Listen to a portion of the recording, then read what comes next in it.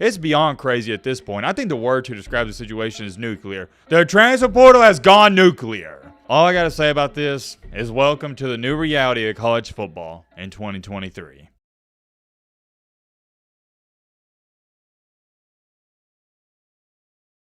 Whew, man, oh man, I thought it was bad a couple weeks ago, but this right here is taking it to a completely different level. And I know we talk about the transfer portal, it seems like dang near every single day, but that's only because we're talking about the players. I haven't actually spent too much time talking about the portal itself. And that's what we're going to do in today's video because it deserves to be talked about, number one. And number two, I think it's really interesting. And when did the transfer portal go into effect? Hold on. Let me look it up. Okay. The transfer portal started and it launched on October 15th, 2018. So not too long ago, and it seems like it started earlier than that, but 2018, 5 years ago, or not 5, technically 6, but you get the point. 2024 just started. And 6 years ago when this portal opened up and it started, I remember telling people there's going to be a lot of positives to this, but however, there's going to be a lot of negatives and people are going to take advantage of it. The sad part about the portal is, why was it started? Why was it made? So players that were lied to coming out of high school, these recruits that were told, hey, you're going to be our starting cornerback or starting safety, and they're not playing a lot, they can enter the portal and they can transfer elsewhere with no punishment or penalty. That is what originated the transfer portal. That is why it started, and I want to make that clear to everybody else. It didn't start and originate so we could build super teams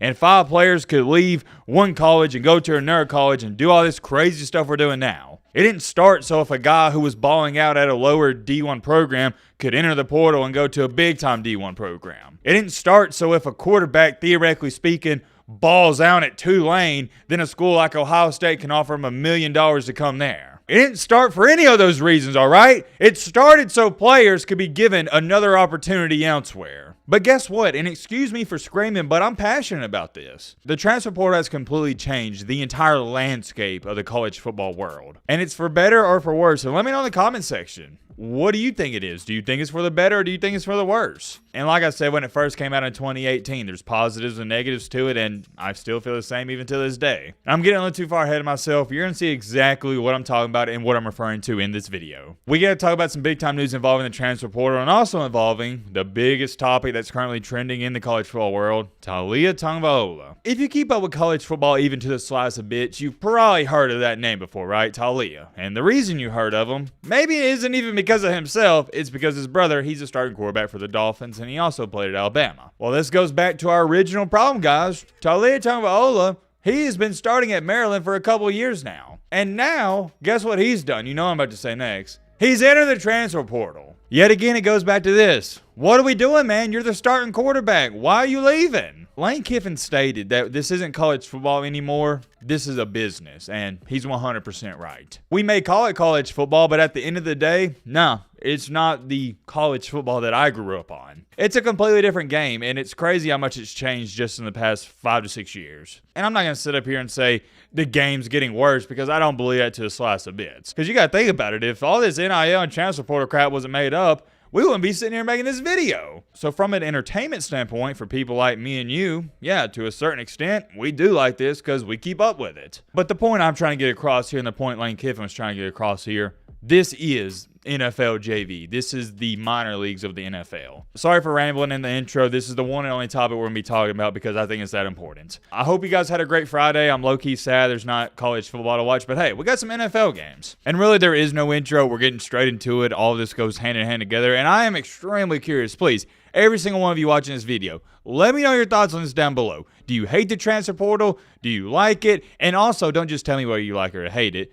Tell me why you like it or hate it. I want to hear what you guys got to say because I assume it is split down the line 50-50. But I also assume there's going to be some people like me where you see the positives and the negatives. All right, first things first, let's bring this up real briefly here because it goes hand in hand with what we're talking about. Alabama's running back, Roydell Williams, he changed his mind and he decided he's entering the portal. It was originally stated that he was going to come back next year, but I guess things took a turn and he's leaving. He's going to go elsewhere. Wishing him the best of luck, and why this is somewhat of meaningful news and big-time news is because Alabama's other running back, Jase McClellan, is being speculated that he's going to be entering the portal as well. So that essentially means if Alabama does lose both of these guys, McClellan and Williams, Alabama's going to be losing RB1 and RB2. Definitely worth talking about, and I understand completely why Roydell's entering the portal. He didn't even start this year, and he's going to have to share the backfield yet again with those talented Alabama running backs, Jam Miller and also Justice Haynes, and there's a couple others. Is it a big or detrimental loss for Alabama? Heck to no, absolutely not. They are loaded at the running back position, and we all know this, or you should know this. The running back position at the collegiate level and the NFL level,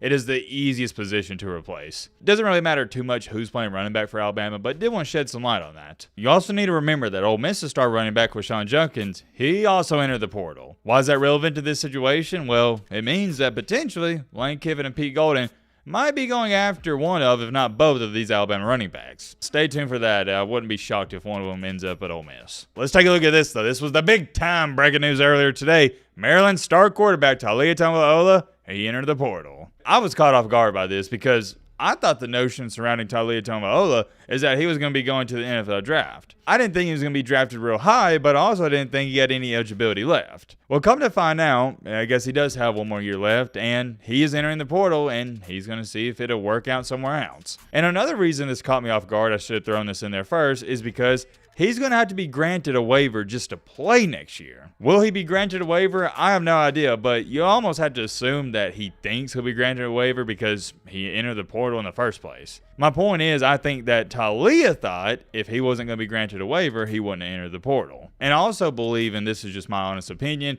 this is a money situation. Taulia and his family aren't dumb. They know more than likely he's not going to be an NFL quarterback. He may sneak his way into the NFL and be a backup and maybe play a game here and there, but as far as being a legit starter, absolutely not. And I love Taulia to death. I loved him at Alabama, and I'm wishing him the best of luck, but he's just not good enough, and that's the reality. And with him and his family being smart, I think they came to the conclusion that he should enter the portal and see if some school out there like, oh, I don't know, Miami potentially will give him $1 million or $2 million next year. Well, actually, I'm reading some stuff about it now. He's going to be entering as a grad transfer, so that technically means he won't be needing a waiver, correct? I don't know. I'm confused because some reports were saying he was going to need a waiver, and now I'm looking at some that are saying he's not going to need a waiver. I have no idea, but either way, it doesn't matter. He's transferring. You get the point. And I would say right now, if I had to guess on where he's going to wind up, is most definitely Miami. He's going to try to make as much money at the collegiate level as he can, and I don't blame him. Hate the game, not the player. Although me personally, like I said in the intro,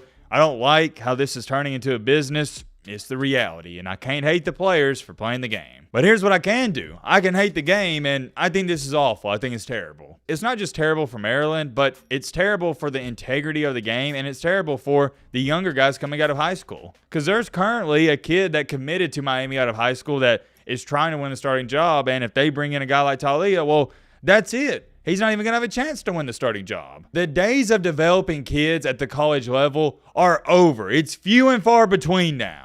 All these college coaches ain't stupid, and I can't blame them either because they know it's much better to get a guy out of the transfer portal that has played for 2 or 3 years and has been in the weight room for 2 or 3 years than a 5-star recruit. It's ridiculous. The portal has changed everything. And let me bring this up because it's also a focal point of this video. Do you know how many players have entered the transfer portal already? Only about a week ago, that number was at 2,000. But guess what it's at now? 2,727. What do y'all think about that? Over 2,700 players. And when it's all said and done, that number might get up to 3,000. It's beyond crazy at this point. I think the word to describe the situation is nuclear. The transfer portal has gone nuclear. And also take a look at this. There's currently over 1,000 players in the portal that haven't even committed. And you can bet your best bet it happens every single year. There's going to be about 200 or 300 of these guys that don't find another home. They don't find another school. And even the guys that commit, it doesn't mean that they're going to be starters. They're probably going to enter the portal in another year or so. All I got to say about this is welcome to the new reality of college football in 2023. I'm curious. Let me know your thoughts down below. But